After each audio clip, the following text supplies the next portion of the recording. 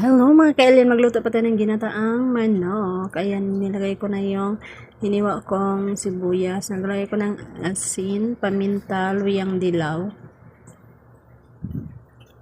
Tapos, lamasin natin yung manok para manuot yung lasa at lumabas yung aroma ng sibuyas.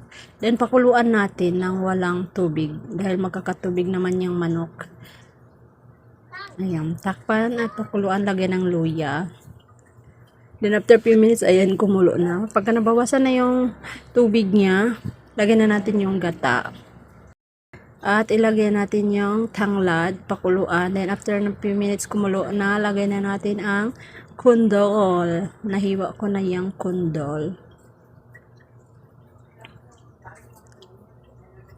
Then, after a few minutes, kumulo na yan ulit at naglagay tayo ng magic paminta dahil konti lang nilagay natin ng paminta. Then, takpan ulit. Then, kumulo na, ilagay na natin yung siling green, pampabango at pampadagdag lasa din yan. Then, naglagay ako ng chicken cubes. Then, after a few minutes, ayan, medyo maluto na. Ilalagay naman natin yung malunggay. Dagdag sustansya din yung malunggay. And then, ayan, naluto na ang ating ginataang manok with kondol. Sigurado, makakataob na naman to ng isang kalderong kanin.